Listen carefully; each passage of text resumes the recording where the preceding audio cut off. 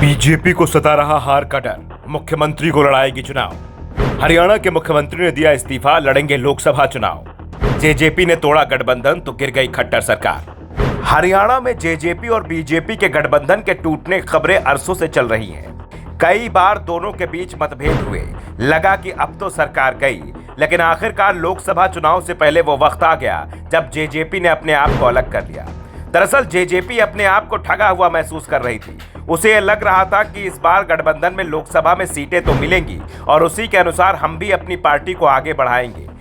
नई पार्टी है, लोगों को जोड़ना है, नेताओं को जोड़ना है, पार्टी का जनाधार बढ़ाना है। लेकिन बीजेपी के साथ जिस भी पार्टी का गठबंधन होता है, वहां बीजेपी अपनी ही चलाने की कोशिश करती है और हरियाणा में भी यही सब कुछ देखने को मिल रहा था।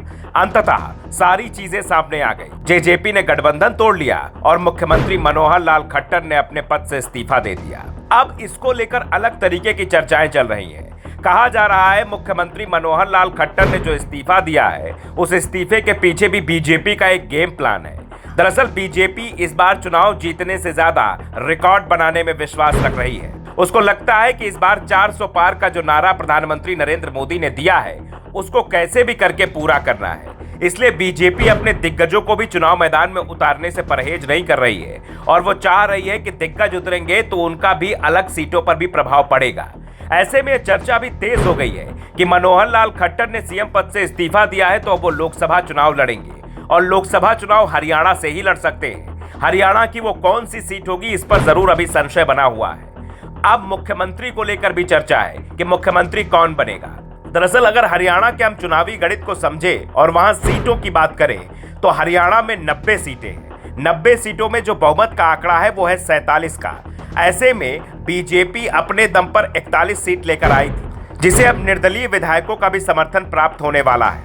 ऐसा कहा जा रहा है कि बीजेपी एक बार फिर से सरकार बनाएगी। 6 निर्दलीय और एक पार्टी के विधायक को लेकर कुल 48 विधायकों के साथ बीजेपी एक बार फिर से सरकार बना सकती है। लेकिन सवाल ये है, क्या दोबारा मुख्यमंत्री पद की शपथ लेंगे या मनोहर लाल खट्टर के लिए कोई और रास्ता अख्तियार कर लिया गया है, या मनोहर लाल खट्टर अब हरियाणा नहीं दिल्ली की सियासत करते हुए नजर आएंगे, संसद में भाषण देते हुए नजर आएंगे, बोलते हुए नजर आएंगे। फिलहाल अब हरियाणा में चीजें बदल रही है। पिछले कुछ दिनों से दुष्यंत चौटाला की गतिविधियां ये बता रही थी कि वो गठबंधन में अपने आप को असहज महसूस कर रहे हैं। उनकी जेपी नड्डा के साथ भी मुलाकात हुई थी और उस मुलाकात में भी कुछ बात नहीं बन पाई। इसके बाद मुख्यमंत्री आवास पर मंगलवार की सुबह बीजेपी विधायकों की बैठक हुई। इस बैठक के बाद मनोहर लाल खट्टर अपने आवास निकल गए और उन्होंने राज्यपाल बंडारू दत्तात्रेय से मुलाकात कर उन्हें अपना इस्तीफा सौंप दिया। मनोहर लाल खट्टर के साथ पूरे मंत्रिमंडल ने भी इस्तीफा दिया है। अब संभावना जताई जा रही है कि राज्य में बीजेपी और जेजेपी के रास्ते अलग अलग हो गए हैं। अगर सूत्रों की माने तो मुख्यमंत्री की रेस में संजय भाटिया और नायब सैनी का भी नाम चल रहा है।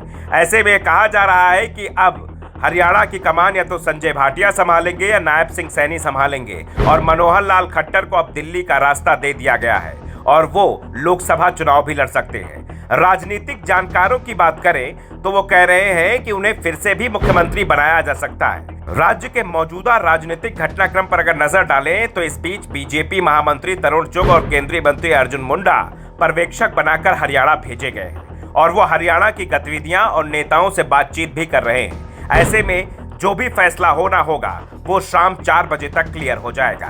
Bureau report, the Navdarpan news.